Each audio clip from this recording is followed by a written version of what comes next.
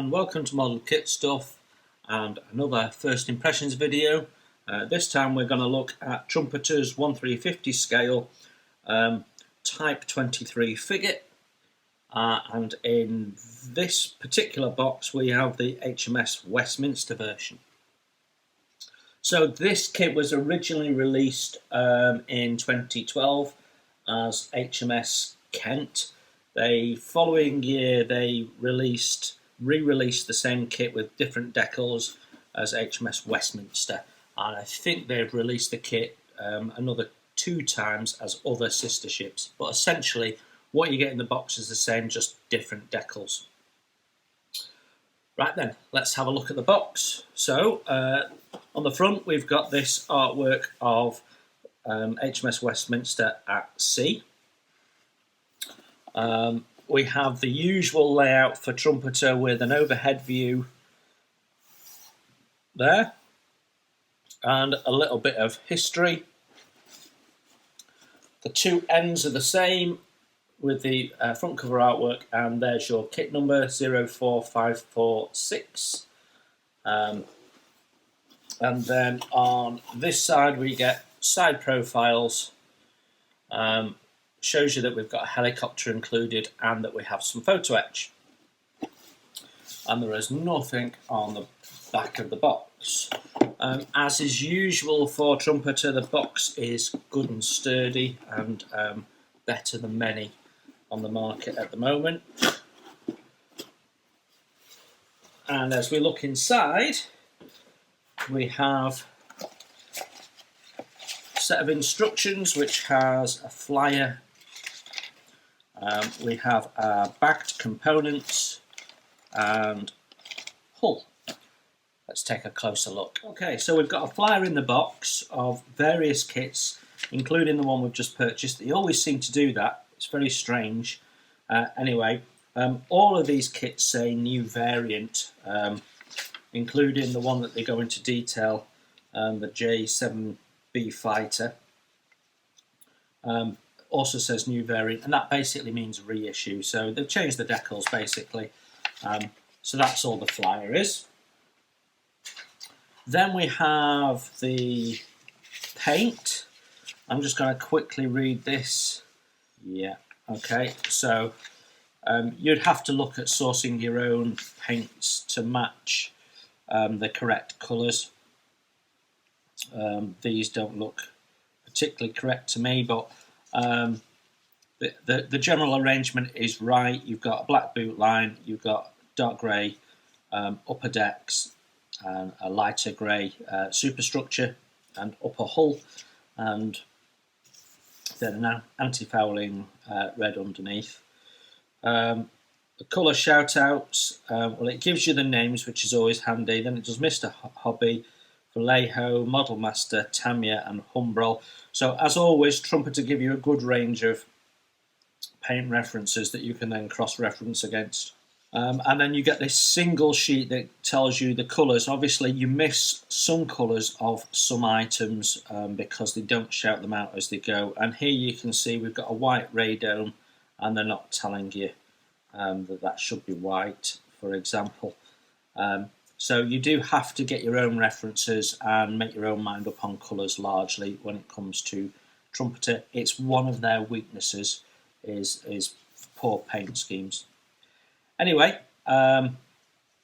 gives you a good view of what's going to be in the kit and how busy the model's going to be. So let's have a look at the instructions. So what we've got is a black and white matte finished A4 instruction book that is stapled. We start with this poorly interpreted description, HMS Type 23 frigate Westminster, and grammatically incorrect, but otherwise the information is there. Then you've got a side profile picture as always, then the read before safety information and your kit building icons. They have improved their instructions since these were released, I have to say. The front cover has a different format and looks a little bit better for that. Then you get a little bit of an introduction in how to apply your decals. There's no history of the ship on the instructions because they've got it on the side of the box. Then, as is always the case with Trumpeter, we then get the sprue and part pictures, which includes the photo etch. We've got one small sheet, the stand, which is the better of the two types of stands that you can get, and a Decal sheet that looks a little bit more comprehensive than usual, and we will have a closer look at that in a bit. Okay, we clearly have some slide molded parts as well. So step one starts with construction of the lower hull. So sonar and propellers and the stern there all being assembled. It looks like we've got a full hull, so there isn't a waterline option. Then we've got some sub-assemblies, winches and anchors, which are being... Right, well, the anchor's being added in step 2, along with the deck, but the winches seem to be a sub-assembly to be used later on. Then we have a stern bulkhead and some interior detail going around the stern deck there. So then we have the rear portion of the stern deck, the flight deck area, and we're putting the jackstaff on right at the start. I always put jackstaffs on at the end because they're the obvious thing that you're going to knock during the build. Then we've got the winches going in. Doesn't tell you the winches that you made in that previous set, but they clearly are, as there's no number against them. So we're doing some of the deck furniture, the breakwater, capstan. Sorry, it's not capstan. It's part of the radar moray. So basically, we're building up lots of subsections, which is how, until fairly recently, Trumpeter did their instructions. So you build up lots of subsections that you've got to store for ages with the risk of damaging them, and then you pile it all together. Then you'll build up some more sub-assemblies. So we've got various photo-etched parts being built up there. Obviously very risky to build those up and put them in storage. But basically we're building up the radar and the radar tower. So all of these photo-etched parts end up on there. So all of that is step 5. Then we have more sub-assemblies. So bridge roof, life rafts. We've got the rocket launchers there. Nice to see that we have the photo etch flash deflectors at the back. That makes all the difference. Because on the Type 45 that was just a solid lump of plastic, so that's an improvement. Then we've got another basket which goes around. I think that's a searchlight, or it could be another form of radar array, some form of sensor. Then we've got, I think that's a section of deck, not 100% sure, but it's asking you to make a square hole. And then there's some holes to be made in those, which look like deck sections. And then we're building up the forward superstructure. Hollow bridge, not sure if those are open windows or not. We'll take a view. They weren't on the Type 45, which was disappointing. Then we've got, that looks like rear superstructure with the hangar, I think. Yeah, and no, it's the lower part of the forward superstructure. Then we put the upper part on, which has the bridge, and then we've got the radar mast there behind it. Then we've got some further construction of superstructure parts. and some of the smaller parts that are going to go onto them.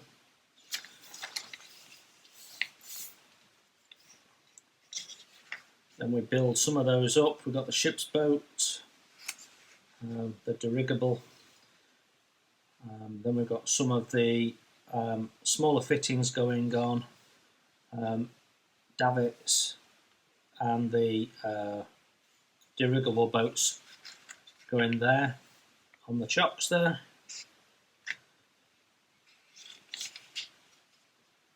And we've got, that's the hangar. Hangar appears to have internal detail, which is nice. And then we've got some exterior detail being mounted on the outsides there before fitting to the deck, which I think is interesting. Could be challenging if you don't get that right. So we have some more construction of superstructure parts, aerials, some more photo-etched parts there. So there's a certain amount of finesse going into the final look of this. Then we've got the sea captor silo being built up there, the main gun, a bit more assembly, and then we're building the helicopter, which has an open or folded main rotor.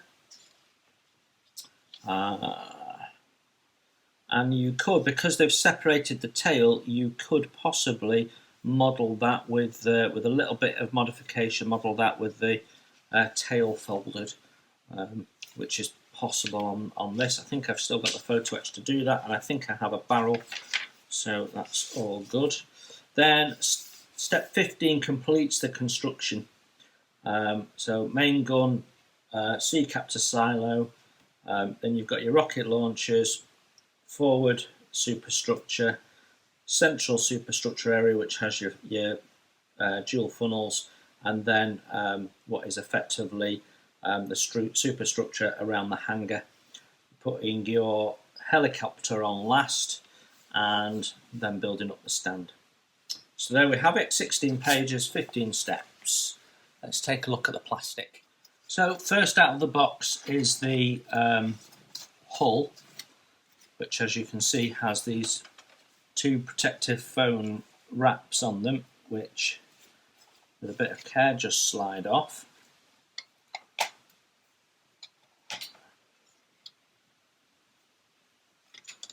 So we've got a solid lower hull,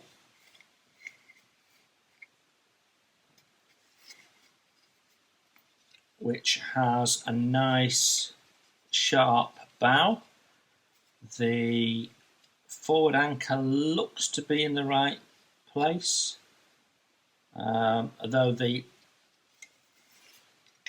forward facing anchor looks like it's probably a little bit too low, but not too bad.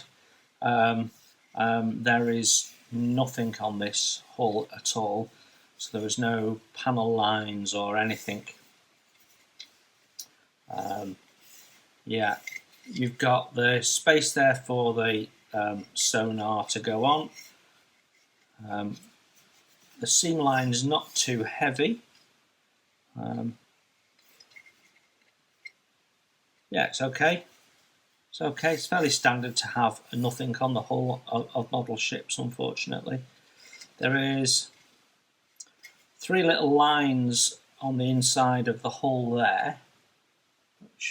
Not quite sure what they're for, but they have caused some sink on the hull, so there'll be a bit of sanding needed there. Haven't got them on the other side. Otherwise, that hull looks quite nice. Certainly got the shape. You can see there the sweep up of the bow. Then we have the deck, steel deck, so it's totally smooth other than the detail at the front. So we've got very fine chain on there, which we could use under a wash, would look alright. We have a little bit of detail going in and out of the hangar, and then of course we've got a deck to extend over there, as we saw in the instructions. So there is some little detail there on this sort of poop decky type area. The deck seems to have been formed to allow for the shape of the hull, so we'll just test fit it now. And as I expected, with it being Trumpeter, the fit is pretty lovely. There's no issues there whatsoever. So sprue A, we have a mix of parts on here. So we have the stern bulkhead for the sort of poop deck area. We've got the radar tower. We've got the propellers. We've got the propeller shafts, one of which is bent, disformed. So we'd have, if we cut that out and use some brass rod, we can correct that. Got the sonar array, two stabilizers, superstructure bulkheads, what looks like part of the jack staff, and some other smaller superstructure parts.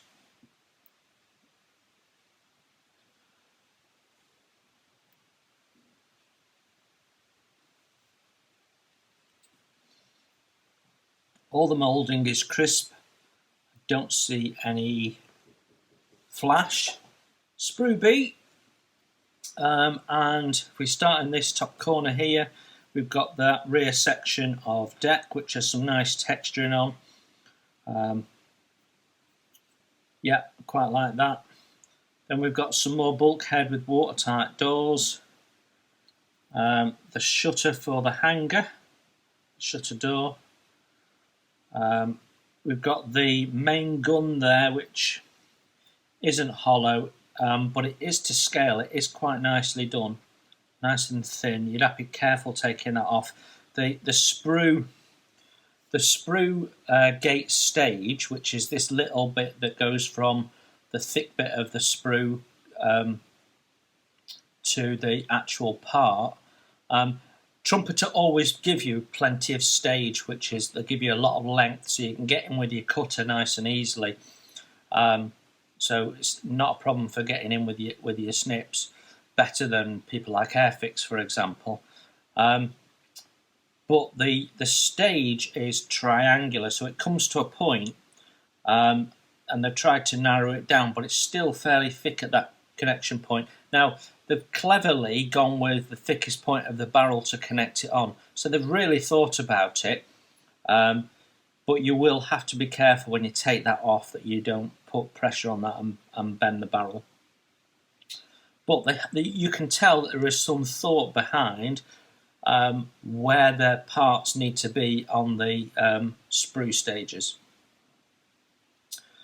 We got the roof there for the bridge and more sort of superstructure parts.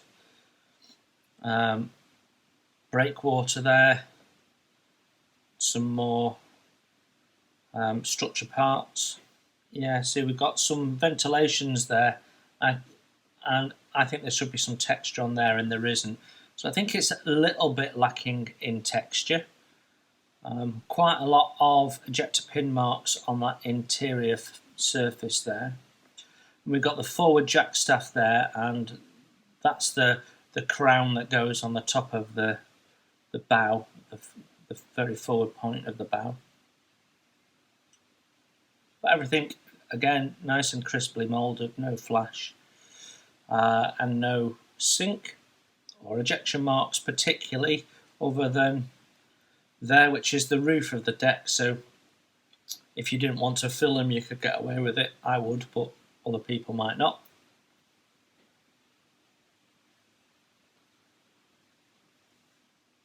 So there's no sprue C or D, so we're now at E, which is a small sprue with just 3 parts on it. So we've got 2 deck sections and a superstructure section. What is apparent is that the watertight doors, external watertight doors, all appear to be slightly different heights depending on what part they're on. I'm not sure that is accurate. I'm guessing that watertight doors would all be a standard size. for reasons of cost efficiency and so on when making it.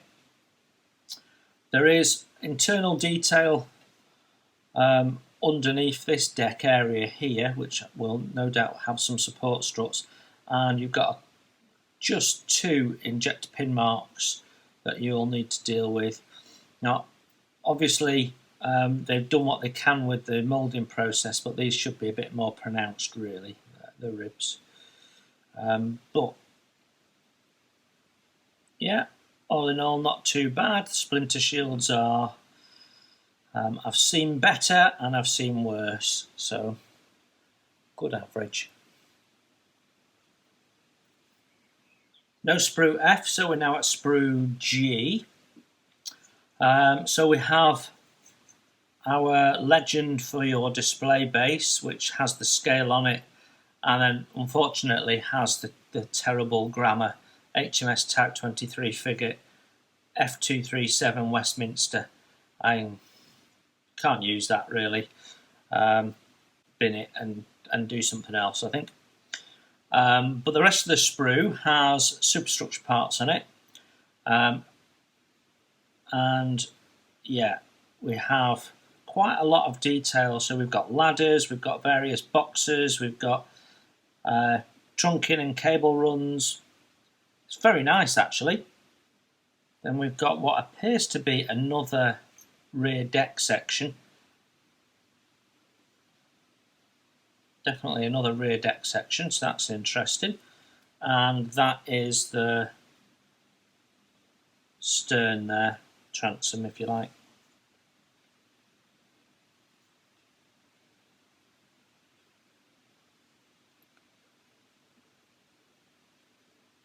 Sprue J now, we have 2 of these packed in the same bag, and this has got smaller parts on it. So we've got rocket launchers and the davits being the larger parts there. Ship's boat, which comes with a separate hull to get a nice accurate shape. And we've got some chocks and radomes, different radar types for construction. Then we've got capstans, we've got lifeboats, machine gun, various little deck fittings. That's the top of the anchor there, I think. So it's actually quite nicely done. There's some smaller davits there. There's quite a bit of texture and sort of detail on these, and the moulding's quite nicely done. And again, the stage gates all seem to be thought through. So there we go.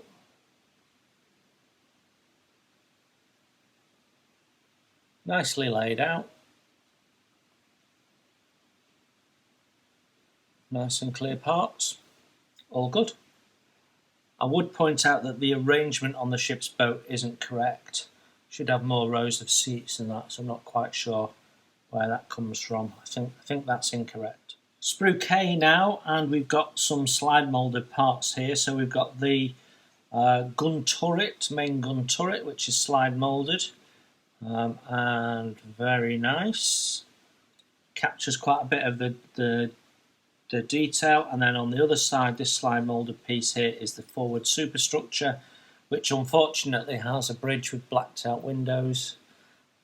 Disappointing. It'd be nice if they just didn't include the row of windows and did that as a clear part separately, which is what Tamiya would do, or Hasegawa, or those type of model kit ship manufacturers.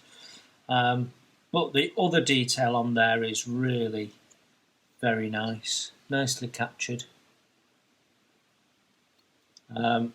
Then you've got the sea captor silo top there, if you like,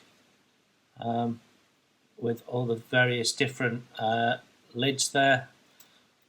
So that's quite nice, although they should really be a bit pointy.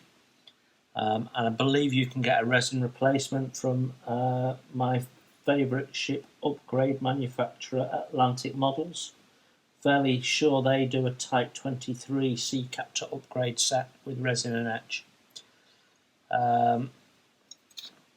But what you get in the kit is not so bad. Sprue L has just 2 slide moulded parts on it, both superstructure.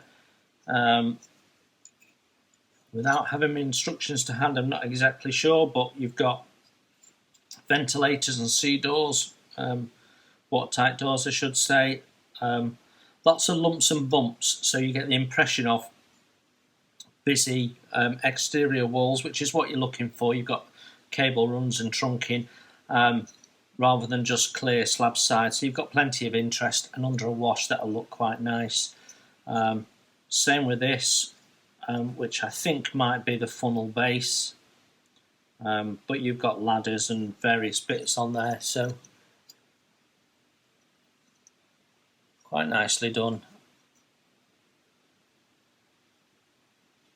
Plenty of detail.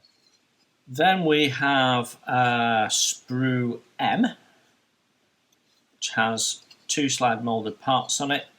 That one forms the basis of the hangar, so we've got the hangar roof, which has some sink in it, and we've got the hangar sides, lots of detail on there. We've got the rear end there and the front facing, so that would be stern facing, I should say. So stern facing, but that's the sort of the front of the hangar, if you like, with the hangar door there. So we've got a separate side that goes in there, and then we've got this part of superstructure. Again, they've done sort of the ends on one side and left another one blank.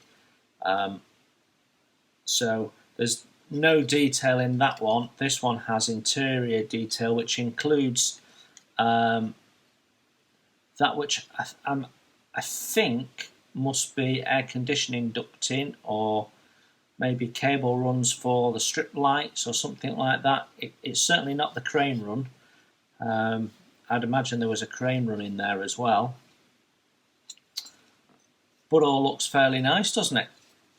It's nicely presented, no great issues. So the next bag has 2 clear sprues in them, N1 and N2. N1 has the helicopter body with the tail and the wheels and so on. Now I've made one of these before. I used this helicopter for my Airfix Type 45 because it was an improvement on the Airfix helicopter. What I will say is placing these parts when they're clear is really difficult. You can't see what you're doing, and it's worth masking these windows and just giving it a blast of primer before you even cut them off, just so you can see what you're doing. So that's my tip on these clear aircraft and helicopters that Trumpeter do, because it is a bit difficult to fit the parts when they're clear. And then we have an overly thick rotor. I think I have some Photo-etched to replace that. You've got 2 emergency beds there, which sling on the outside, tail rotor and the folded rotor. Yeah, it's a nicely done helicopter, and the fact that you've got the clear glass really does add something to it. Then we've got their one of their 2 standard bases. I prefer this one to the black one with the little blocks on. Inevitably, because it's a standard generic base, it won't fit the hull. They never really do. They'll just touch and balance on the corners most likely. But we might be able to do something with one of these to sort out some form of display badge, because we can't use what's been brought in. We have a single fret of Photo-etch, and it includes some railings around some of the radars and aerial spreaders, some vertical ladders, a couple of perforated platforms, some very delicate aerial parts there, and the flash deflectors for the missile launchers. But there's no railings. What they've done is very nice. In fact, very, very delicate, very delicate. And given the softness of the photo etch that you get from Trumpeter, I'm really worried that we're going to damage some of these parts just trying to remove them. However, this is what we've got. I am disappointed to say there is no railings. For me, the kit is not complete because they've not included railings. I don't think it's. I'm sort of saying it's not good enough that they've not put railings in. It would have cost nothing. Railings on this ship would have been no bigger than this fret, most likely. So, you know, for a few pence more, if it added a couple of pounds to the price of the kit, it's worth it. Because now I've got to go and source railings. It's going to cost me another tenner or something. Yeah. Trumpeter, not good enough that you've not put railings in. Finally, we have the decals. Now, I complain bitterly about decals included with ship kits. These are some of the better ones. They're not quite at the Airfix level, but what we're getting here is we're getting the pennant number, we're getting flags, square and fluttering. We have the Westminster name which goes on the stern. We've got depth markings, hooray! We've got the area markings for going around some of the secondary armament, the phalanx, and we've got, sorry, it might well be the circle for the flight deck. We've got the Westminster designation letters for the flight deck, and we've got some of the white lines which again would go on the flight deck. We also have the ship's logo, which will go on the sides and just under the bridge windows, and the warning sign that goes on the main gun. We appear to have two of those. Now, there should be a yellow and black striped circle that goes around the main gun, so that's missing. So we've got one or two deck markings fitting, but that's a much better effort in this kit than in many other Trumpeter kits or ship kits generally. So a few more deck markings, some signal flags, and I could well have been saying these are some of the best decals I've seen. As it happens, they still fall short, but they've done a much better job. So I'm quite happy with what we've got. But if you can do a warning sign for the main gun, you can do all the various warning signs that you get across the ship, and there's lots of them. Pretty much every door, every ventilation point, various different hatches will all have warning signs, warning triangles, and you could do them as decals, no problem whatsoever. You could easily get this sheet to be treble the size of decals and really go to town on it, and it would really make the model pop. As it happens, you have to go to someone like Atlantic Models to get those decals. Okay, that's the decals done. So there you have it. That's HMS Westminster in 1/350 scale from Trumpeter, one of their 4 Type 23 frigate models. What is my first impression? I think the plastic kit itself generally is not bad at all. You've got lots and lots of detail, cable runs, ladders, doors, so on and so forth. But you can see just from looking at this artist picture, you've got things like the lights, you've got fire extinguishers, you've got parts of the rocket launcher that are different colours, and none of that is visible to you as the modeller from the instructions or the colour shout outs.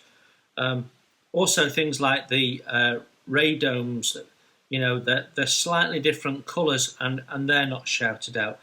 The biggest issue with the kit is a featureless hull, but you know, by the time you've painted it up, it'll look a little bit busier.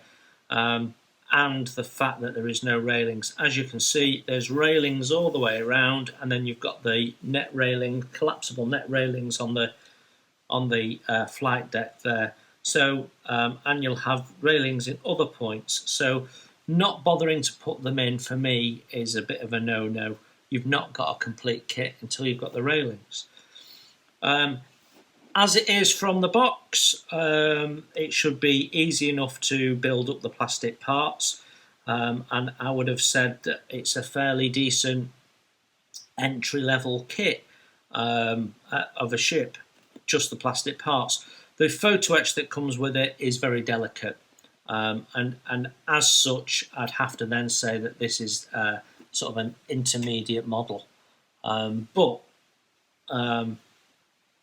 although the photo etch might be a little bit challenging, the rest of the model should go together quite nicely. Some research would be needed around deck markings and that sort of stuff to make sure things are right. Now, there are aftermarket available for this. Infinity Model do one, and Atlantic Model do a photo etch set for it. And like I say, you can replace the silo as well. I would recommend the Atlantic Model's etch. It's probably easier to get hold of than the Infinity Model, and it's bound to be cheaper. So yeah, I think you could build up a nice model of this if you took some aftermarket, but it'll build up to something relatively okay without it. For me, this is a bit of a kit bash. It'll just be a bit of fun. I'm not going to worry too much about detailing it. At some point I'll just slam this together as a bit of a laugh. But you could go to town on this and make this something quite special with a little bit of extra help from the aftermarket boys. So there you have it. Not Trumpeter's finest hour, but certainly not their worst kit by a long shot. So yeah. Hope that was helpful. Thanks for looking in, and I will see you soon.